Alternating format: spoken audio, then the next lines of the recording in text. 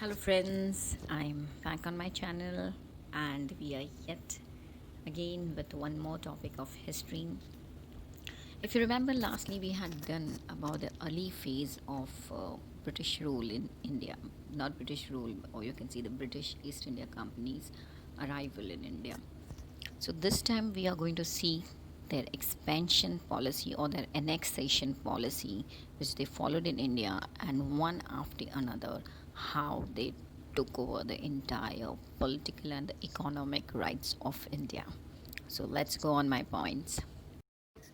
Okay, here the topic says the arrival and expansion of British power in India. Now, when we talk about the annexation arrival, we already discussed that they arrived as a trader. All right, so their trading activities was the main intention, and they asked for all the rights based on that from right from Mughals and thereafter whoever came. Now we will see how they expand or how they annexed political and the economic rights. Now in this they used two tactics. One was direct war, second was the different policies. Now in the wars I have jotted down 4 points out here. One is the conquest of Bengal, another Anglo-Mysore War, third Anglo-Maratha War, and last Anglo-Sikh War. Now, when we talk about conquest of Bengal, that we had already studied in my previous video. All right. So in that we studied that how Sirajud-Dowla was defeated, and thereafter they got the right or Diwani to collect taxes in Bengal, and then with Mir Qasim and all the British fought, and in that battle of Buxar they got the right of to collect Diwani from three places, that's Bengal, Bihar and Orissa. All right, so that conquest of Bengal is already covered. Now we will move on to other wars like Mysore, Maratha and Sikhs, but in this my video today we will cover only Mysore War. Now, but before that, I would like to discuss the annexation policy in an administrative way first, because many wars was based on this annexation administrative policy. And in this policy, the 3 points I would like to mention is Subsidiary Alliance first, second, Doctrine of Labs, and third, Annexation on grounds of maladministration. Now, Subsidiary Alliance was introduced by Lord Wellesley, and according to this Subsidiary Alliance, any Indian king or any Indian ruler who had any insecurity from anyone or any kind of threat, so they were free to go and ask for help from British. And in return, what a British will do, they will promise a security of from the internal uh, revolts and from the external attacks. All right. Now, in return, what a ruler had to do, he had to station the British army in his empire. Okay, and the expense of that army should be bared by this Indian ruler. So, not only that, besides that, the British were asking lots and lots of favors from the ruler which he had to give. Okay, and if not given, that they were already protecting their empire, so obviously it is very easy for them to destroy them. Anyways, so the first person who signed the subsidiary alliance was the Nizam of Hyderabad, that's in south, and then it was followed by Bajirao, to the Maratha chiefs and all, because of the, as in when the war was fought and they were British won the wars, they made all the losing party to sign the subsidiary alliance. So this was one policy. Secondly was Doctrine of Labs. Now in this Doctrine of Labs, according to it, whichever ruler does not have a son, so that kingdom will pass on directly to the British government, and not to the uh, to any adopted son or anybody else. So this was, you can say, a direct way of getting into the family of the ruler. Okay. And the third policy was the annexation on ground of maladministration. If suppose a ruler has signed a subsidiary alliance with the British East India Company, so they felt that no, you are not a competent ruler. They threw away that ruler, and the same thing happened in Awadh.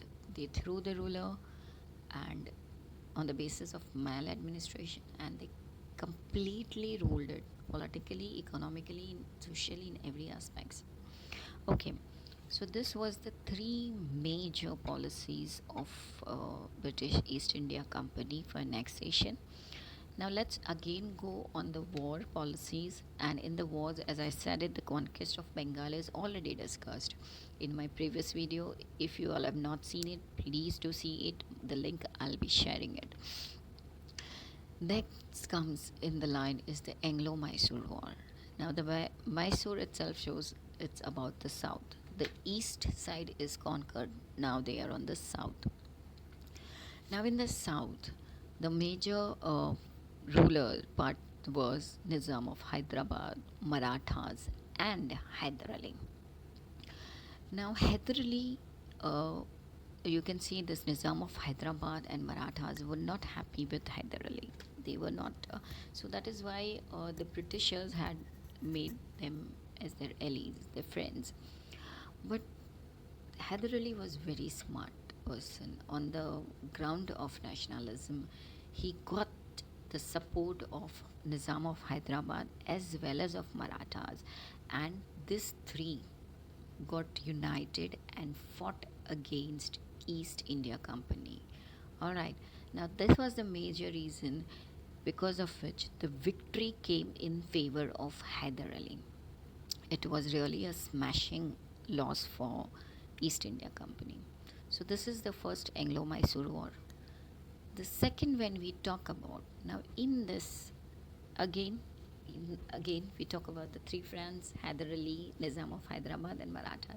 Now Nizam of Hyderabad, okay, he was an ally with still with Hyder Ali, but the Marathas in this war already signed a treaty of Salbai with East India Company.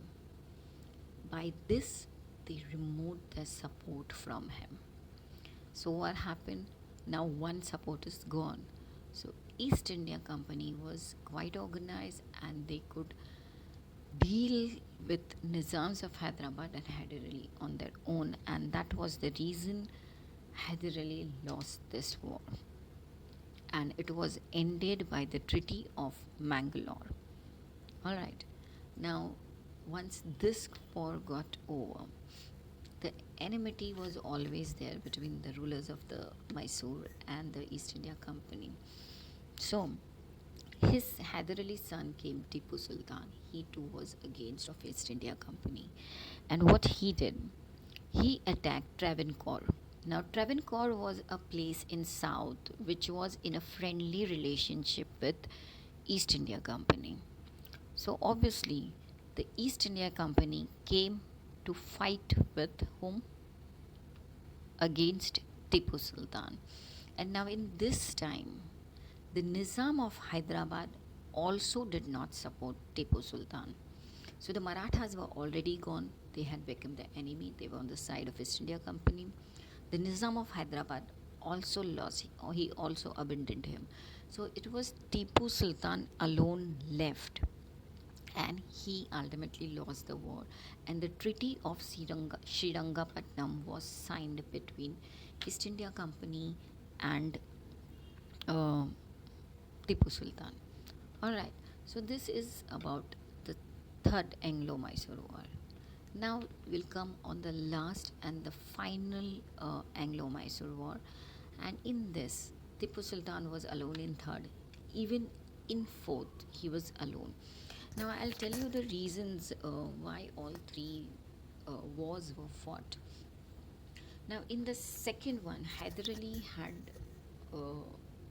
already, you can say, in the second Mysore War, the Britishers had attacked Mahi, and they were not letting the Indian merchants to do business. So that is why Hyder Ali attacked. All right. In the third war, as we discussed, that Tipu Sultan attacked Travancore. But what happened in the fourth war?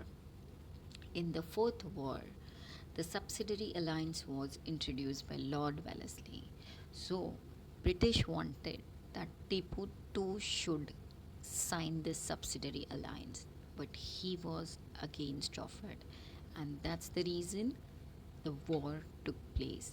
And in this war, Tipu Sultan did not only lose the war, he even died in it. So this is how the four wars were done. What will come in the effects of this war? You all can see it easily that definitely the entire territories which were there in the hand of Tipu Sultan and Hyder Ali must have went into the hand of whom? Into the hand of East India Company, obviously, and even in the hands of his supporters, his allies like Nizam of Hyderabad, Marathas, and all.